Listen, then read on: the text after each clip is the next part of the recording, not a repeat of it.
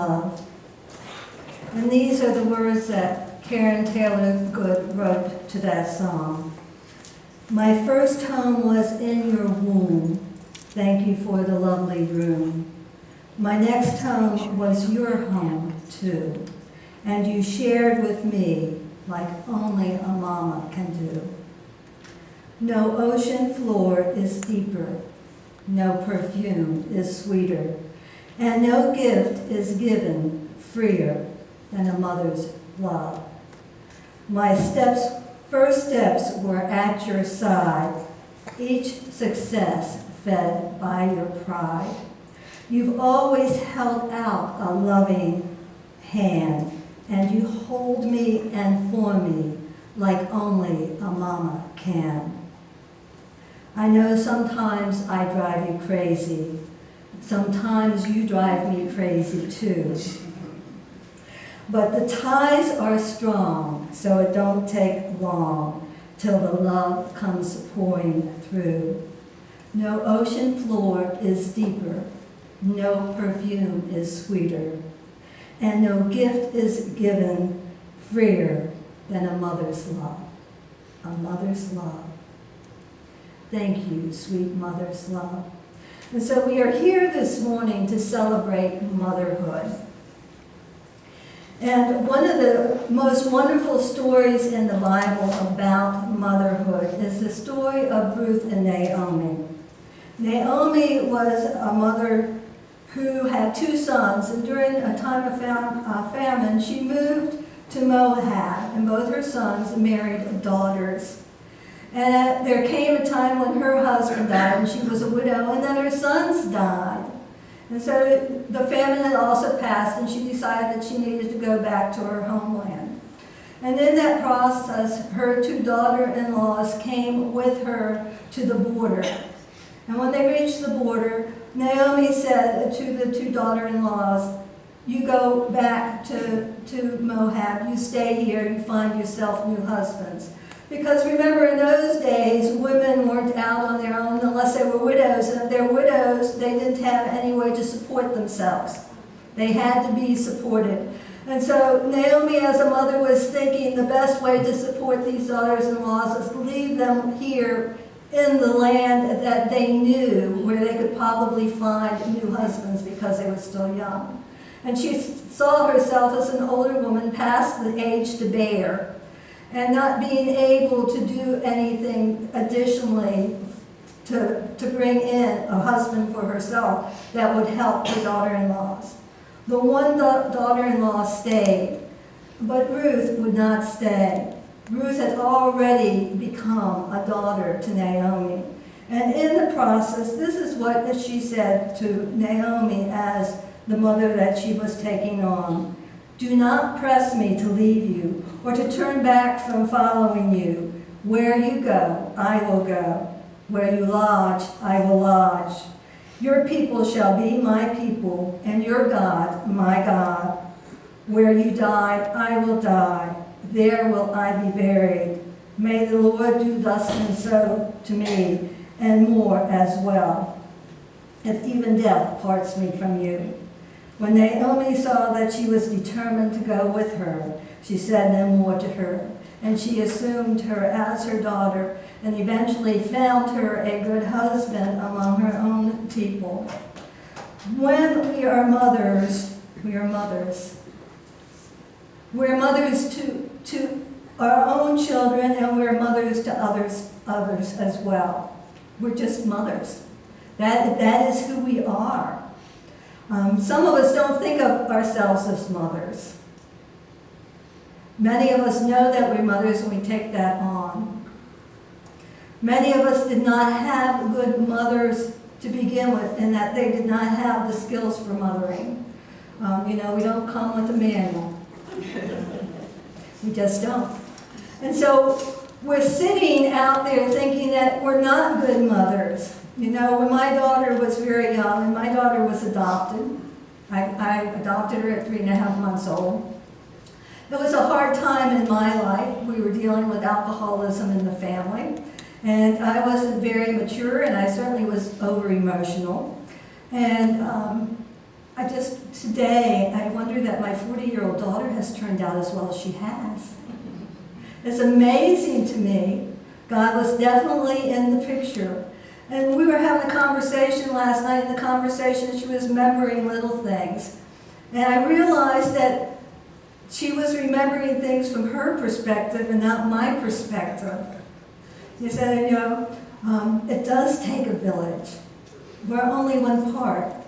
But sometimes we take on the guilt of thinking that we have done harm when we really haven't. Because it does take a village. Because God, the mothering of God, is there in one respect or another. So if you're here this morning and you did not have a loving, comfortable, close-knit mother relationship, I know that God has given you mothers surrogately. I know that you've had mother figures in your life.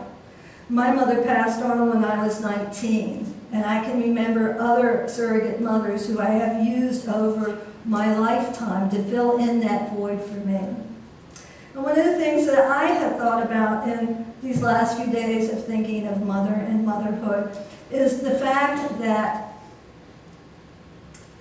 I'm not always very open and soft. I sometimes carry around this shell. Anybody know about shells that they carry around to protect them? And I realized that goes back to the fact that my mother left so early in my life. And I had to feel strong and be out there and take care of myself on my own. But I have had many surrogate mothers. I know we had asked you to bring pictures this morning, and I will start off with my picture, and then I will invite others to bring their pictures up and put on the table. This was my mother. When I was at the Parliament of World Religions this October and the inaugural Women's Assembly, each woman who spoke started off this way. I am the daughter of. I am the daughter of Frida Frances Weisenfeld Johnston. My mother was a strong woman who, because her mother was sick, grew up in an orphanage. And so she had the strength, and what she passed down to me was the strength that I could be whoever I needed to be and do whatever I needed to be. Her mother, Frida's mother, was Minnie Weisenfeld. Minnie came over from Russia on the boat, age 17, we think, because she lied about her age to get out of Russia. She passed down the strength. I am a woman of strength because of my mother. Can you hear me? Well, I am certainly blessed by your talks this morning, at least about your mothers. And I think there's probably a workshop where we can write some of this out. There would be lovely stories about mothers of Unity folks. So I think that's in the works. I think it would be cleansing and helpful. And so I was asked to talk a moment about my mother, but I wanted to put it in the context of Unity and to give you a slice of our relationship through a number of letters that she wrote me, if that's okay with you this morning. And so, being an academician, I had to go and look up the metaphysics of Mother's Day. And so Dennis Merritt Jones, who is a spiritualist, wrote in the Huffington Post, "While we know that, in truth, the Infinite One is indeed everywhere because it is omnipresent, I have always appreciated the folk wisdom and metaphor as quoted above because it depicted the effable character of the divine feminine, which is omnipresent, nurturing and sustaining all living things while excluding none. Dr. Ernest Holmes refers to the feminine principle as the universal womb of nature because of its omnipresent principle operating through all living things. It is known to be basically unconditional love, unconditional nurture is really what the divine feminine is about. Most of us have heard and agreed with the statement that unconditional love is the most powerful force in the universe because it aligns us directly with the highest vibration of the infinite. Then it would seem logical to say that women are inherently more powerful than men. Why? Because as a rule of thumb, women are far more likely to be touched with the divine feminine, which is where unconditional love comes from and exists as a universal principle, than men are. Note, the author didn't say women were stronger or that they were more intelligent or that they were more important. It said simply that women are more powerful because it's easier for them to tap into, assessing their feelings of nature and nurture, which is where authentic love resides. While this may fly well in the face of some of my brothers, it is nevertheless true, is what Dennis says. So again, my sister has already told you a little bit about who my mother was. She was a nurse, a makeup sales consultant, a singer, a designer, a homemaker, an evangelist, an activist, and a devoted mother, and a friend, is the way I like to think of her. When I think of my mother, I think of a person and a spirit that is strong, determined, unpredictable, loving, traditional, unconventional, and purely, authentically, spiritually present, is the way I like to think of her. I remember my mother in the most intimate of ways. I simply adored her and loved her unconditionally. In fact, my memories from my childhood of her are filled with pure love. Love for me, love between my father and my mother, love for her, for my siblings. She always told stories about us, about her, about my grandparents and their parents. She managed to give me the foundation of understanding myself, my place, family, values, and yes, these were things of my past, without dictating or requiring anything of me, of my future, other than to be happy, do what you were meant to do, and be what you were meant to be. She constantly encouraged me to be and do what I loved, but more importantly, that I could do anything. You've heard that from some of your colleagues this morning. Nothing, no weapon formed against me would be able to stop me. Certainly nothing earthly. I remember the details she would go through in planning my care when I was a child while she was working at the hospital. She had other offers from women in our community and family to support her who did not work outside of the home except seasonal work. Whether they said it or not, they were proud of her newfound power that she harnessed as a more modern woman. A power that my father did not always know how to handle or appreciate. She was the only child. She was a very light-skinned woman who found herself in the mixed and in-between multiple worlds at times. The conditions of our society during her developmental years could have been harsh for her, but she took control of every situation that she could. She was not a typical anything. She made her own path. She was all-loving, but did not suffer fools. She was giving, but you could not take advantage of her. She loved God, but she carried a little Smith & Wesson pink revolver just in case someone tried to take something that didn't belong to her. In essence, I watched my Gladys grow up as she mothered me, my older and younger siblings. I watched her be 3 different types of mothers, depending on their ages over the years. I watched her empower herself by standing in the sun and being all she was meant to be, pure, authentic. I watched her go deeper and deeper in the spiritual world as she developed her gifts as a healer, and to have an open mind and an open heart to the unlimited gift the universe and God provided to her. She became an evangelist and the likeness of the principles of unity. She believed in the Holy Spirit, ancestral gifts, and the oneness we all have with God. There are so many wonderful and tearful experiences I could share about my mother, She taught me so much about life by living the words she spoke. She was not a hypocrite. She taught me how to be authentic and how to accept my spiritual gifts and to be all I needed to be and should be, because God made me in her image. What I love most about Mother is that there was not a box you could put her in. She defined herself for herself in all matters and all areas of her life. She cared very little about what others thought or petty conventions. In fact, she often told us that Jesus Christ was not loved by all. Why should we expect to be? More specifically, people either will like you or not, and they don't have to have reasons for one or the other. If my mother were here today, she would say that there is no greater role or gift than to be a mother. There is no greater gift than to have your children want to share their lives with you as a mother and a friend. That there is no greater love for someone than the love of a mother, and that she can have for her children.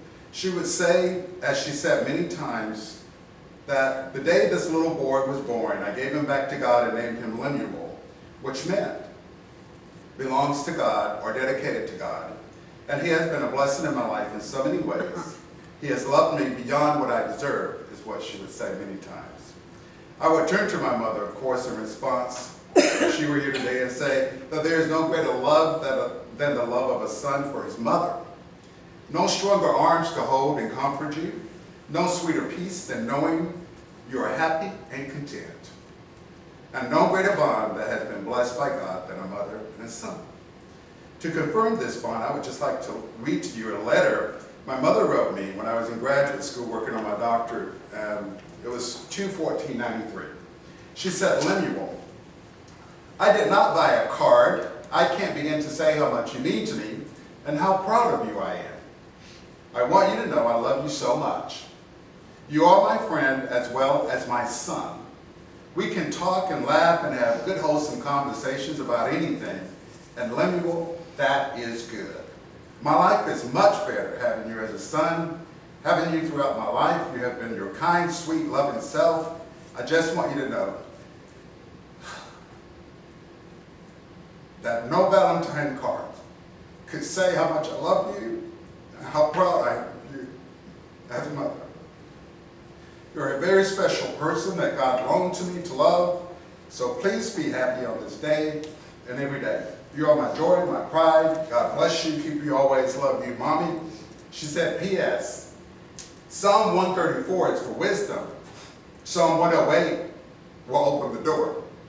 Remember, greater is he who is in me than he who is in the world. Hang in there. Let not your heart be troubled, neither be afraid. Here's a small piece of prayer cloth and some pennies, by the way, she would say. And then another letter she wrote me briefly.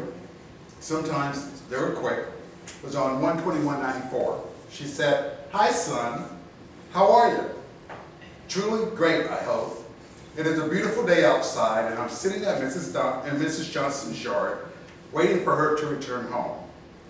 It is so beautiful here. The birds are singing, the breeze is light, and the sun is nice.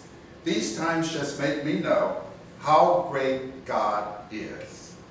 To be able to just sit here in this little red car, to love my 5 children, to have a lovely son like you, this day, this time, right now, made me know how much sunshine you brought into my life and are still bringing. I'm so blessed to have you all. Stay sweet, put God first in all your goals, and he will make everything all right. Love you, Mom. So each and every day, I want to tell you to take the time and appreciate your mother. When I look at my hands, I see my mother's hands. When I look in the mirror, I see her eyes. So I want to say today, thank you, Mother, for leaving me your gifts and showing me how to live a life worth living. Thank you for showing me that when this phase of life is over, a new one starts, restorative, bright, and peaceful. Yes, first and foremost, Mother's Day can be an opportunity to celebrate our earthly mothers, thanking and honoring them for the amazing job they did in bringing us into this physical world, using the very principle of divine feminine to birth us, unconditionally love, nurtured us for so many years, and then selfishly launched us on our spiritual journey into the human experience. No doubt not everyone has had a happy and healthy relationship with the birth mother, which is why it is important to understand the unique physical relationship, the creative principle in life, which goes far beyond personalities. Perhaps equally as important, Mother's Day can be a chance for each of us to consciously reconnect with the principle of divine feminine within ourselves, which is where the true power, unconditional love resides, waiting to embrace and nurture us. Celebrate the divine feminine this Mother's Day, and know how much you really are loved. Thank you for this opportunity.